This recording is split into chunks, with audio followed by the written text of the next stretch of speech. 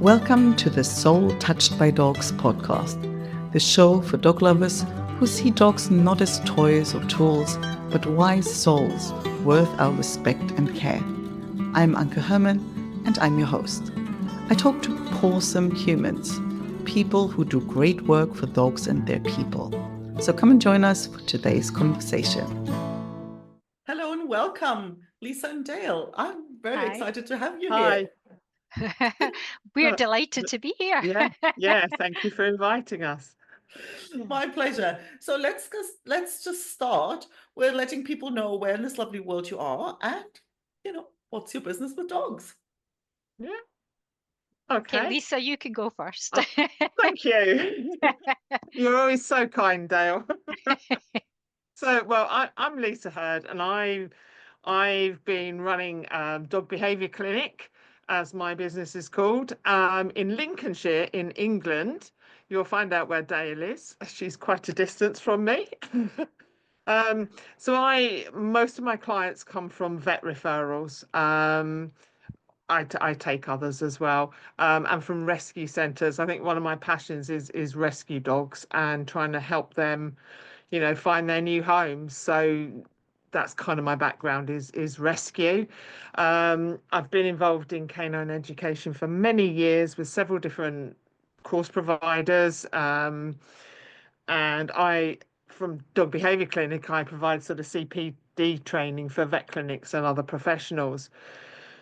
And Dale and I have known each other a number of years, shall we say. It's quite a long time. I'm not even going to count. And we've both got extensive experience in the canine behaviour industry. Obviously, Dale running hers, which she'll tell you about, operating our own businesses. But we've also worked together in a canine education company.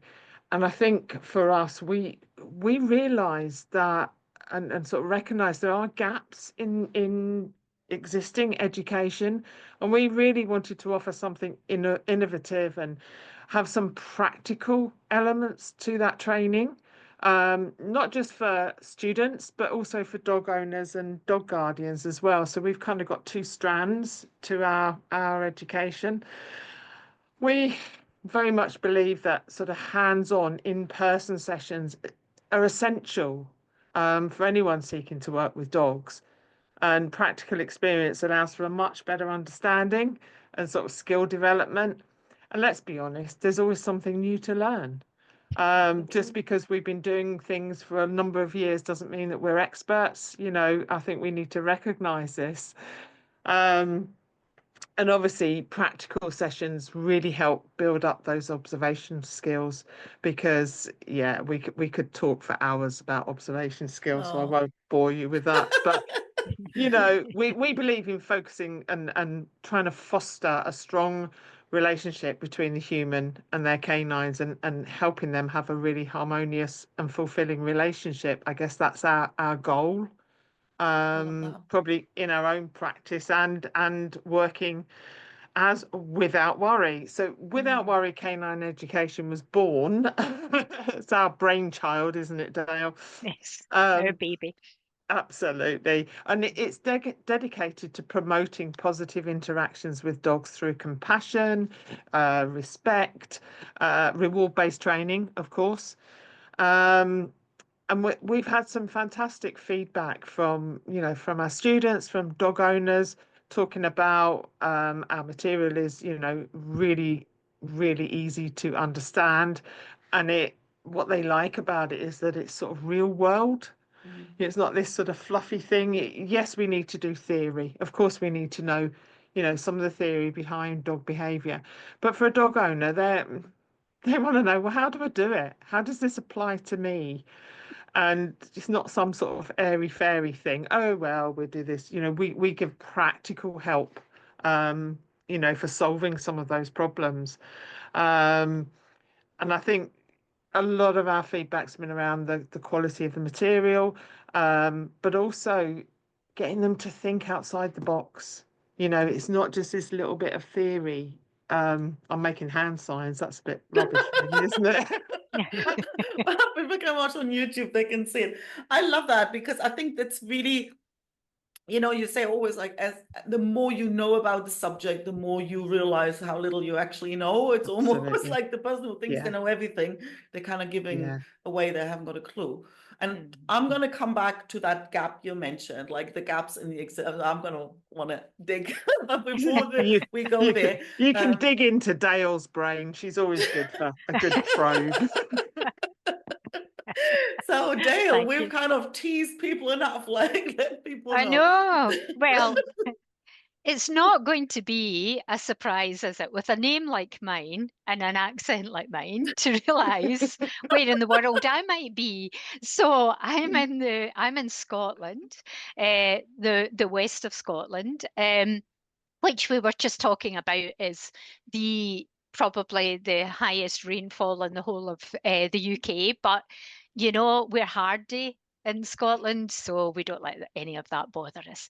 But yeah, I've run my own business. It's called Being Canine, and I've run that for quite a number of years. And the thing for me was that I felt uncomfortable saying some things to my clients. So most of my referrals are either through the vet or they are just people self-refer. I used to do classes as well, but I don't do so many classes nowadays. But I used to feel quite uncomfortable saying certain things. And one of the things that stuck with me was that every interaction is a training opportunity. And I would say that because that's what I'd heard, and I'm talking about quite a few years ago that this was something that I would have repeated. And then I questioned myself and I thought, is that right? Should it be? I mean, we're saying that and we're saying reward the good, ignore the bad. But what I might think is good behavior, I might want, someone else would think was bad and didn't want it. And then I thought, well, wait a minute. I'm now questioning some of these standard sayings. And one of the things that I felt really uncomfortable with was, um, that idea that just because you can doesn't mean to say that you should. And I realized that, yeah, we can get dogs to do a multitude of things, can't we? Get your reward right, have a high enough value reward. If your timing's really, really good, you can get your dog to do X, Y, and Z, as though that was what we should be aiming for. And the more I thought about that, I thought, actually, I'm saying things and I'm not living it because what I would do wasn't actually tying in with what people were saying. That's what you should say when you're a dog trainer or a behaviorist or whatever. So I just found it really interesting that actually what is being promoted was a transactional relationship, not a real relationship that's two-way and built on trust and two-way communication. And it seemed to be all very person-centric. It was very much what I want my dog to do, how I want my dog to respond. And I thought, this doesn't feel right. And then when there were gaps, so let's be honest, a dog that chooses not to engage, a dog that disengages, or a dog that has a gap and isn't doing anything, that's still communication. But actually, the old-fashioned view was, oh, well, get higher value rewards, get your timing to be better. You need to get the behavior. And I thought, not actually too sure why any of this is of value. And what value is it to our dogs? They might do it and they might enjoy the reward, and they might be quite greedy dogs and would do anything, for a tiny piece of chicken. But is that really building a good relationship with our dogs? And so when Lisa and I were involved in other education providers, we would talk about this and we would question some of the things that, were being said over and over and over again. And then we started to sort of say, but if I'm honest, I don't really work that way myself. You know, I work slightly differently. And then we realized actually, when you simplify it, so if you have a simpler attitude to living with dogs, it means that actually things come together much more easily. So if a dog really truly believes that you've they're seen, they've been heard, you have noticed, you know, any kind of communication, but also that you know how to respond appropriately, that dogs don't rely on being paid to do stuff for you. And when dogs feel seen and heard and understood, very simply, it becomes a better relationship. But it's actually a bit of a revelation to a lot of people that if you don't coerce them or pay them using food or access to other rewards, not just food, but other rewards, that your dog won't do it for you. And we talked about this often and said, well, supposing we're asking our dogs to do reasonable things, we're not asking them to do anything, you know, that's not a natural thing. Why wouldn't they do it? And Yeah. of course, when you think about why they wouldn't do it, there's maybe very, very good reason in the dog's head for why they don't want to respond in that way when we ask. And once you start thinking like that, you see the whole relationship very differently. I love that. And I think I'm just sort of in my mind, I have a document in my mind when I host when I invite somebody to host a class. On the actual registration form, I always ask one question. It's like, what are you curious to learn more about? Right. So and then I collect these answers in a document. So I have this long, like, you know, and it's interesting how people phrase it, right? And so currently there's one coming up that's about, you know, from barking mad to calm and quiet. So it's all about barking. And every single person is like, how can I get my dog to stop barking, whatever the thing is, right? That really speaks to what you were saying. Yeah, It's people, absolutely. there's this like, how can I make my dog do or stop doing something? And Yeah. I think these being seen and heard, I think a lot of people probably understand that intellectually. They kind of hear that and go, yeah, that makes sense. And the question is, what do people get wrong when because I would imagine most people think they do what it takes to understand, to make their dog feel seen and heard, and probably don't. So what's your experience there? Are there gaps in between what people think they do and what the dog probably would think? I mean, I know Lisa will chip in with this as well, but I think people are very inconsistent. So I think they notice when they do things that work well or that they think is the right approach. But the problem for dogs is that we change people, you know, change their response so many times that that causes stress to lots of dogs. They don't know which way we're going to be, you know, today. And I don't mean about punishment or not punishment. I mean, obviously, we advocate no punishment whatsoever. Should go without saying, shouldn't it? But if you if a dog shows hesitance at something and doesn't want to do something, what people generally do is they up the ante, they start encouraging the dog, they try and lure the dog, they try and coax the dog, they try and coerce the dog. Now, one of the things there is that the dog very quickly learns, I am sure, I'm not inside a dog's head, but I am sure that they learn that they have no say in making a decision about what they either want to do or don't want to do. And for some dogs as well, there's a pause because they need a moment or two to consider it, process it. But they're not given that time. They're rushed because the person has asked for them to do something. And you have to respond immediately if you're a dog. I mean, I don't know if you know, if dogs know that, but that Mine appears to certainly be, don't. I know, but that appears to be the thing, that when you say jump, your dog should say how high and do it immediately. Otherwise, they've not learned and they're not, obedient. We hate that. But I think the inconsistency just proves that people do not really, a lot of the time, notice until the dog has refused to do something, or they are not getting the response that they expect. And that's when they start using words like stubborn, obstinate, difficult, untrainable. So they use all these words because that describes the fact that the dog didn't comply immediately.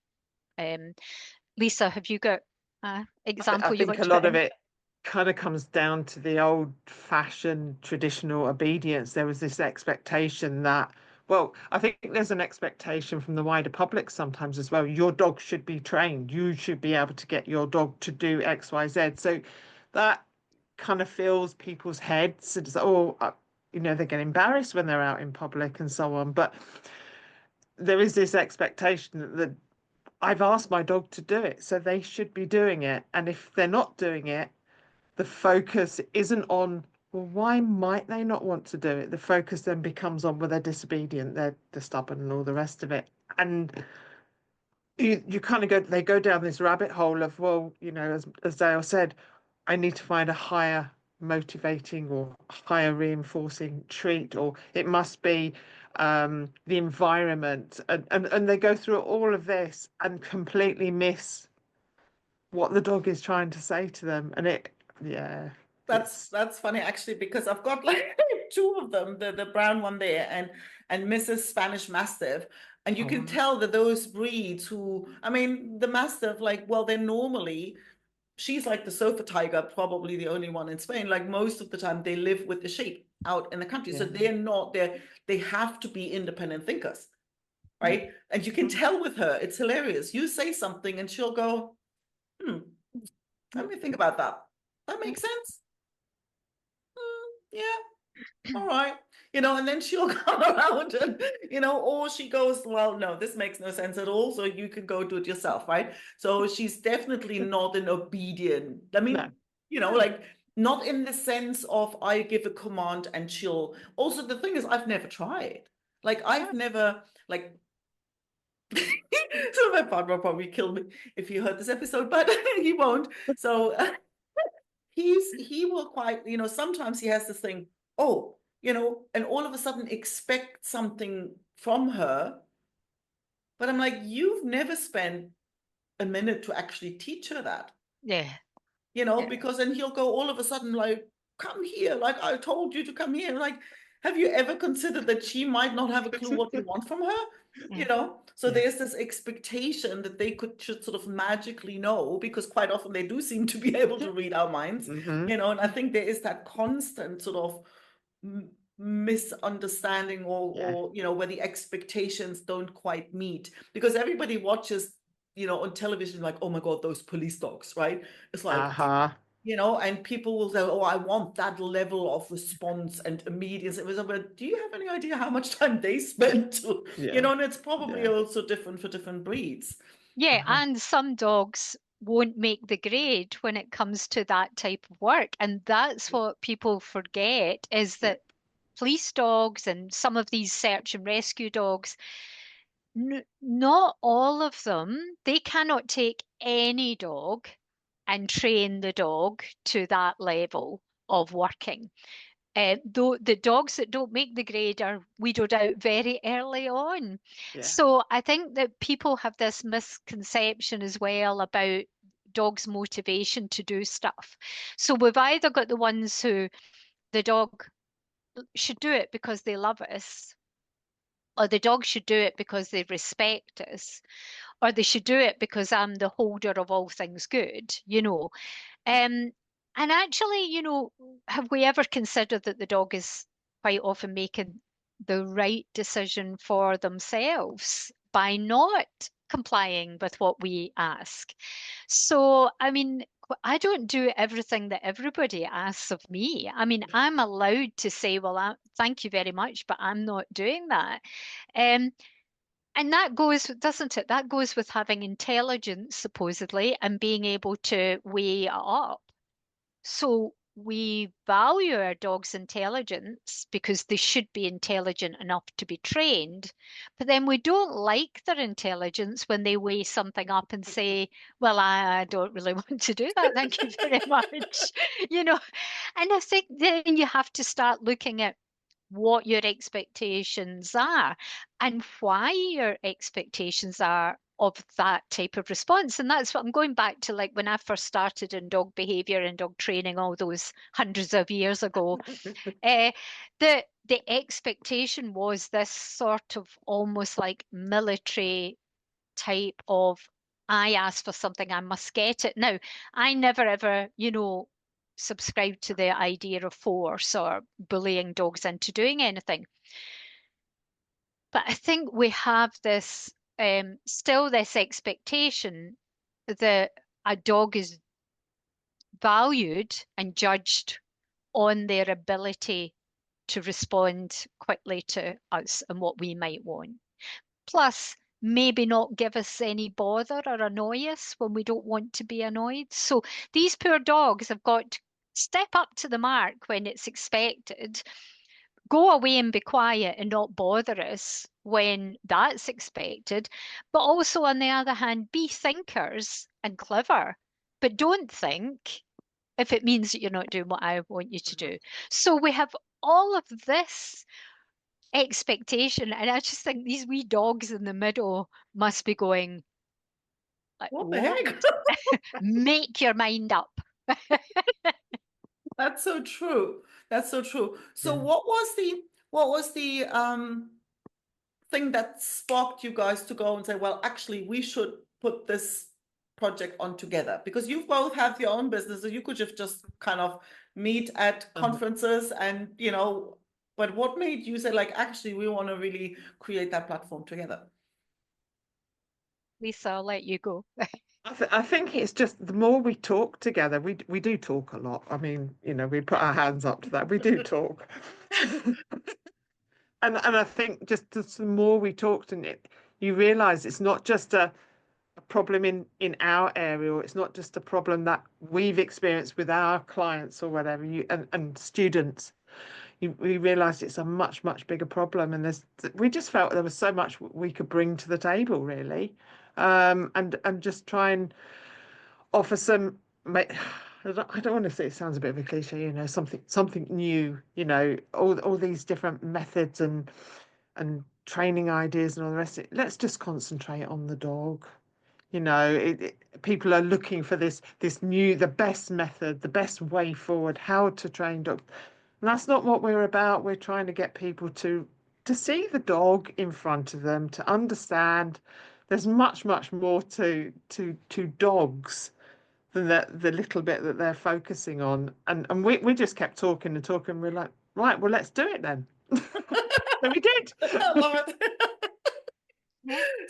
So what is it that you're offering, like, together? I mean, obviously you're not in the same location, so it wouldn't No. be the Sunday afternoon get together in a local park. Yeah. So is it training programs, or like what is it that you're offering? Yeah. So we've kind of got, as I said, two strands.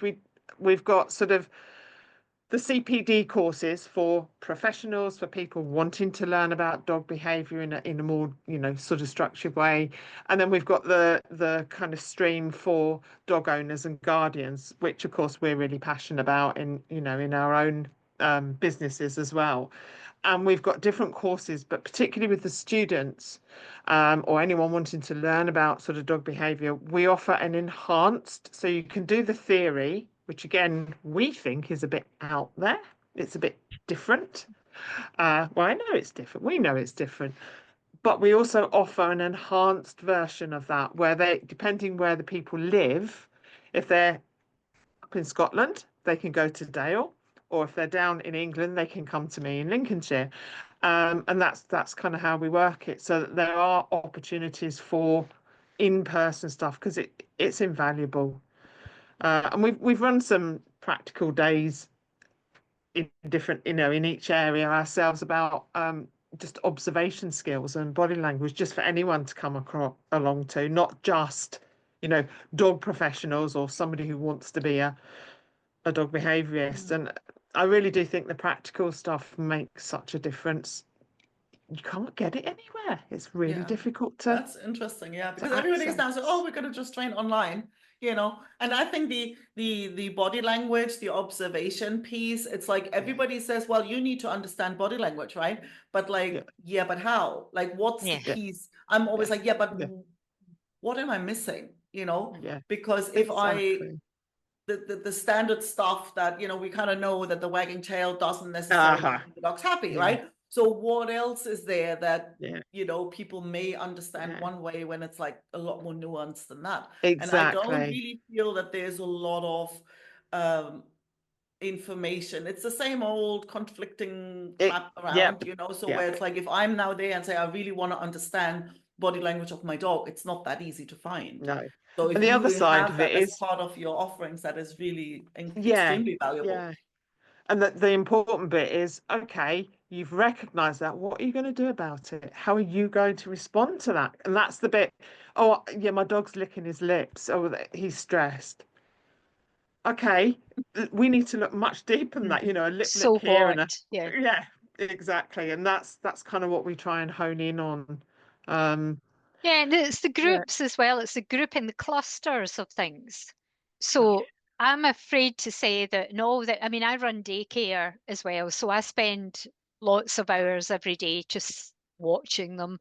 And it's fascinating. But if you were to look for those individual lip licks or whatever, whichever one of the things you wanted to look at, you'll see them. You'll always see them.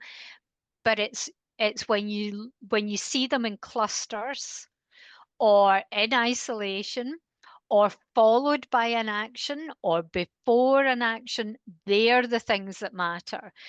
It's a bit like if you buy a yellow car and you go out tomorrow and you will see umpteen yellow cars. So if you want to see lip licking, you will watch dogs and that's all you will see. But the problem with that is that you're not then seeing what surrounds that. And it's fluid and it's sometimes fleeting and it's very easily missed. And I think that when people should be observing and simply observing, they're very quickly interpreting and jumping to conclusions. And then, so really what we should be doing is teaching everyone to be able to recognize these clusters rather than individual things that do not happen, like a photograph or a nice drawing that says, if you see whale eye, it means this. And of course it doesn't. Like It doesn't mean dictionary. anything. It doesn't mean anything on its own anyway. It's when it's combined with something else.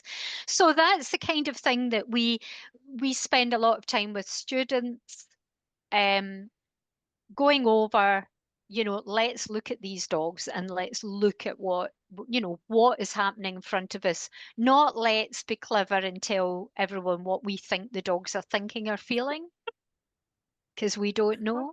No, what you were just the way you explained it, it reminds me of like lie detecting stuff.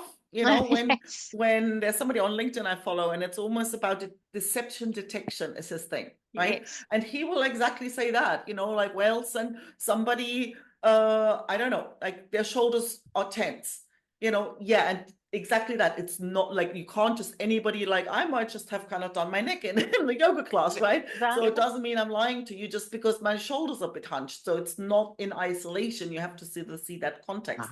It seems it's exactly the same thing, right? And nobody really goes that deep with that. No. And I think that's the really important thing, is that we can jump to conclusions that takes us down the wrong path. To the detriment of the dog, I have to say, but also to the detriment of the relationship with the person that lives with the dog. So we have to be really, really careful about making, these truth sweeping statements about dogs. All dogs, you know, when they do this, it means X, Y, and Z. And of course, that's, you know, that's simply not true at all. And it's a bit like, you know, we are good generally at when we meet someone, we can feel uncomfortable because the words they're saying don't match with their body language. And that can make us feel uncomfortable. So when I think about that, and I think about how good dogs are at reading body language, how often must they get this absolutely contradiction in terms of our behavior and our body language, and that must cause them discomfort and make them feel, you know, maybe a bit out of sorts, who knows. But I think we have got to not just be observing dog body language, but we have to be and understand that what we bring into that changes everything for the dog. So some students, you know, might be very stiff in their behavior because they don't want to do anything wrong around the dog. So they'll stay really sure, really still, and you'll see that the dogs are not sure of them because they're trying so hard to not give any signs of, you know, I'm not uncomfortable, but I'm just going to stay really still. And then what happens is the dog looks at them and it's like, whoa, you know, you're acting weird. And so sometimes we're not aware of what we are doing. And then one thing that you can get is if you're observing the dog and your dog changes their reaction, you have to think, did I do something there? Was that me? Did I step forward? Did I loom a wee bit? Instead of thinking, oh, I've read the dog's body language. We're part of it. Yeah, that makes so much sense.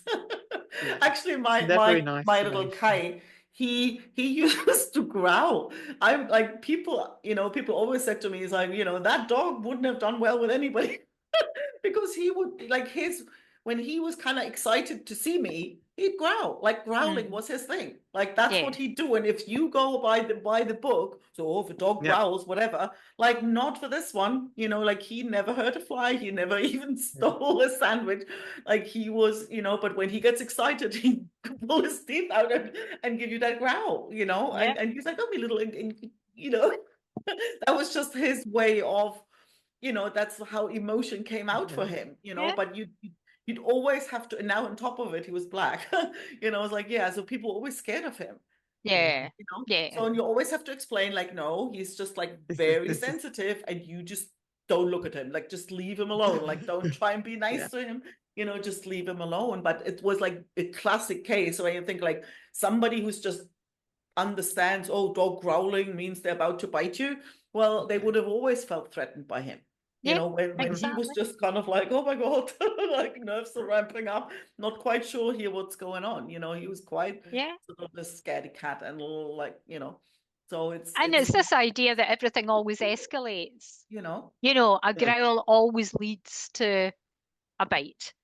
You yeah, know, it's this escalation Yes, that always they going go on. up. And you know, and that's not true either, you know. no, Um, definitely not with that one. He so it's never not hurt a always fly. true. Mm, Yeah. And yeah, I so think that's the main thing for us is actually, you know, asking people to set aside all of those preconceived notions and start to question and start to really see what's going on. That's quite difficult. And Lisa and I have both had students who have admitted that they've really found it very, very challenging to begin with because you're having to really change probably, you know, the way that you believed you were working correctly, which is absolutely fine. This is about enhancing your knowledge. It's not about saying everything you learned before is, you know, out the window. It's about saying, yeah, you've learned all that, but let's move it on now. Let's not get stuck there just doing the same old, same old. Let's move it along and make things even better. And I think that that's what we've done individually in our businesses. So it was natural, you know, wasn't it really, to try and bring that together and do it, do it together. We still do our separate things and we do things together. And I think that keeps everything fresh and it keeps it interesting, rather than for our students as well. It isn't just, we're on one stream and we stick to that. Yeah, love it. I think So that's something else. Sorry. No, no, sorry, didn't want to cut you off. That's right. It's just something I just thought of there. What is good practice when you are practicing, well, any skills, any job role, not just sort of dog behavior or dog training, is actually getting feedback as well. So Dale and I are so fortunate that we've got each other, Yeah. and it's an important part of our work. We've always done it this way. People will often say, oh, yeah, so I looked for somebody who's been doing it for years.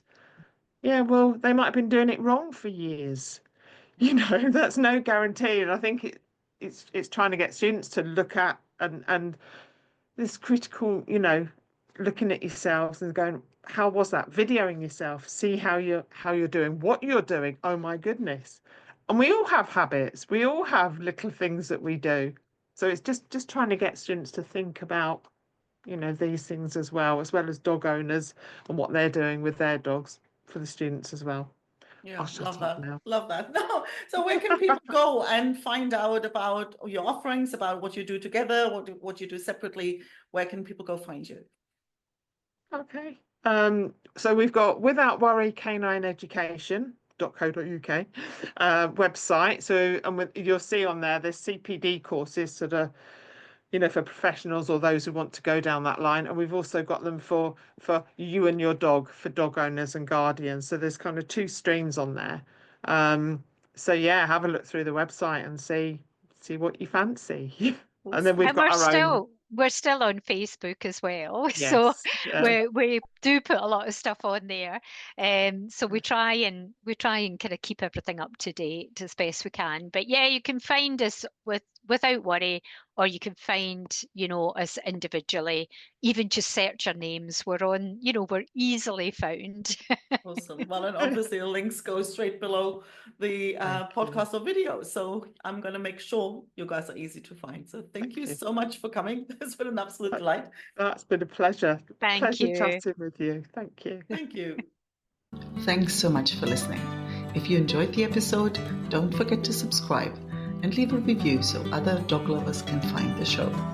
If you haven't already, head over to soultouchedbydogs.com and sign up for weekly doggy cuteness, tips, recommendations, and personal stories to warm your dog-loving heart. And if you know a awesome human you think I should interview, I'd love an introduction. Email me at Anke, that's ANKE, @soultouchedbydogs.com.